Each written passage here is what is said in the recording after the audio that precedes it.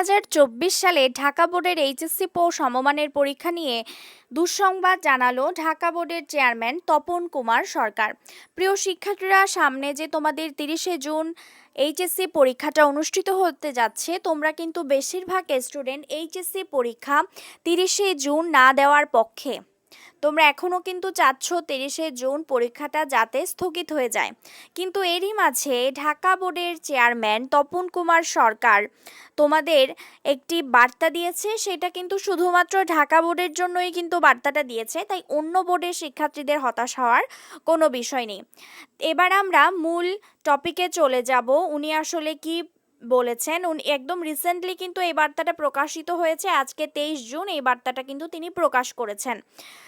প্রিয় শিক্ষার্থীরা, এই চ্যানেলে তোমাদের এইচএসসি পরীক্ষা সংক্রান্ত সকল বিষয়ে কিন্তু ভিডিও দেওয়া হয়, অর্থাৎ তোমাদের এইচএসসি পরীক্ষা পেছানো সংক্রান্ত সকল বিজ্ঞপ্তি সত্য নাকি মিথ্যা সবকিছু যাচাই বাছাই করে একমাত্র সত্য তথ্যই কিন্তু এখানে প্রকাশিত হয়। তোমরা যারা চ্যানেলটিকে সাবস্ক্রাইব করেছো, তোমরা জানো আমি মিথ্যা কোনো তথ্য কিন্তু এখনো পর্যন্ত এখানে প্রকাশ করিনি। যতটুকু সত্য জানতে পেরেছি ঠিক ততটুকু সবার আগে তোমাদেরকে জানানোর চেষ্টা করেছি। কেউ যদি নতুন আজকে চ্যানেলে প্রবেশ করে থাকো এবং আজকের ভিডিও যদি দেখে থাকো, তাহলে চ্যানেলটিকে সাবস্ক্রাইব করো আগামী ভিডিওগুলো পাওয়ার জন্য। তোমাদের পরীক্ষা স্থগিত সংক্রান্ত সকল ভিডিও সবার আগে এখানে পেয়ে যাবে। এবার আসি 2024 সালের এইচএসসি ও সমমানের পরীক্ষা ঢাকা বোর্ডের ক্ষেত্রে ঢাকা বোর্ডের চেয়ারম্যান কি বলেছেন। বন্যা পরিস্থিতির কারণে সিলেট শিক্ষা বোর্ডের এইচএসসি ও সমমানের পরীক্ষা 8 জুলাই পর্যন্ত স্থগিত করা হয়েছে। আগামী 30শে জুন থেকে সারা দেশ পরীক্ষা শুরু হলেও সিলেট বিভাগে তা স্থগিত থাকছে। তবে সামাজিক যোগাযোগ মাধ্যমে সব শিক্ষা বোর্ডের পরীক্ষা স্থগিত করা হচ্ছে বলে গুজব ছড়ানো হচ্ছে। আমি কিন্তু তোমাদেরকে একটা ভিডিওতে বলেছিলাম যে অনেক ইউটিউবার এবং অনেক মানুষ কিন্তু বলছে যে শিক্ষা মন্ত্রণালয় থেকেই বলা হয়েছে পরীক্ষা স্থগিত করা হয়েছে, কিন্তু সকল বোর্ডের পরীক্ষা স্থগিত সংক্রান্ত কোনো বিজ্ঞপ্তি বা নোটিশ কিন্তু শিক্ষা মন্ত্রণালয় থেকে প্রকাশ করেনি। আজকে তো এই খবরটা তোমরা দেখতেই পাচ্ছ। এই বিষয়ে পরীক্ষার্থী ও অভিভাবকদের সতর্ক থাকার নির্দেশ দিয়েছেন ঢাকা শিক্ষা বোর্ডের চেয়ারম্যান তপন কুমার সরকার। তিনি বলেন, এইচএসসি ও সমমান পরীক্ষা পেছানোর সুযোগ নেই। বোর্ডের পক্ষ থেকে যে সিদ্ধান্ত নেওয়া হয় তা ওয়েবসাইটে দেওয়া থাকে। এই কারণে সবাইকে ওয়েবসাইট অনুসরণ করার অনুরোধ জানাচ্ছি।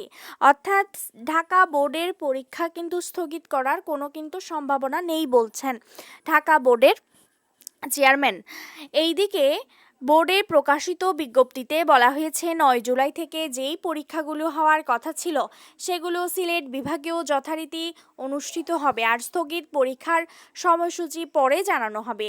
সিলেট বিভাগ ছাড়া মাদ্রাসা বোর্ড, কারিগরি বোর্ড ও অন্যান্য সাধারণ 8টি বোর্ডের পরীক্ষাসমূহের প্রকাশিত সময়সূচি অনুযায়ী যথারীতি 30শে জুন থেকে অনুষ্ঠিত হবে। তবে প্রশ্নপত্র নিয়ে বিপত্তিতে পড়েছে মাদ্রাসা ও কারিগরি বোর্ড। সংশ্লিষ্টরা বলছেন, সারা দেশের আলিম পরীক্ষার্থীরা মাদ্রাসা বোর্ডের অধীনে, আর সারা দেশের এইচএসসি পরীক্ষার্থীরা কারিগরি বোর্ডের অধীনে। এই দুইটি বোর্ড স্বতন্ত্র হওয়ার দেশের কোনো অঞ্চলে প্রাকৃতিক দুর্যোগ বা স্থানীয় নির্বাচন সহ যে কোনো কারণে পরীক্ষা স্থগিত করতে হলে সারা দেশে তা স্থগিত হয়। গত বছরও অর্থাৎ 2023 সালে চট্টগ্রামে বন্যার কারণে সারা দেশে আলিম ও কারিগরি বোর্ডের এইচএসসি পরীক্ষা দেরিতে শুরু হয়েছিল। তবে এবার শিক্ষা বোর্ডের নির্দেশে গতবারের সিদ্ধান্ত থেকে সরে এসেছে।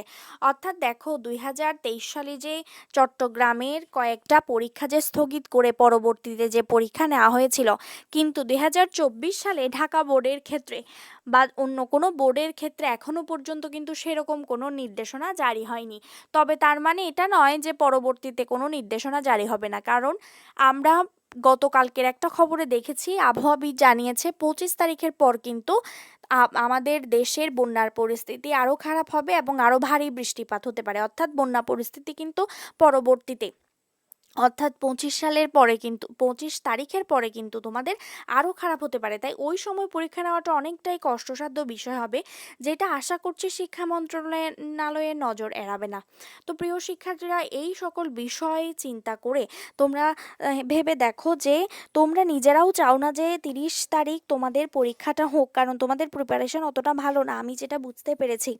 কারণ অন্যান্য যে অন্যান্য বারের যে পরীক্ষা, তারা কিন্তু 18 মাস পরে পরীক্ষা দিয়েছে, তোমরা কিন্তু 18 মাস সময় পাও নাই, তোমরা পেয়েছো মাত্র কিন্তু 15 মাসের মতো।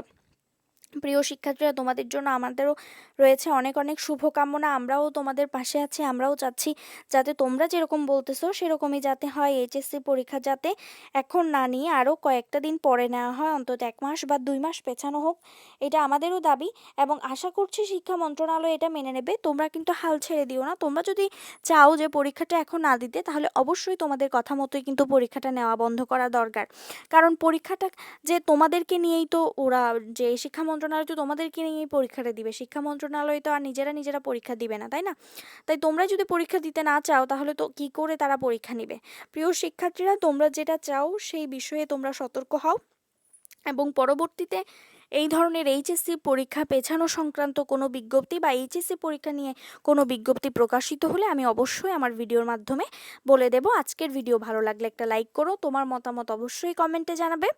আর যদি এই ধরনের ভিডিও পেতে চাও, গুরুত্বপূর্ণ ভিডিওগুলো যদি সবার আগে নোটিফিকেশনের মাধ্যমে পেতে চাও, সাবস্ক্রাইব করার পর নোটিফিকেশন বেলটাও অন করে দিও।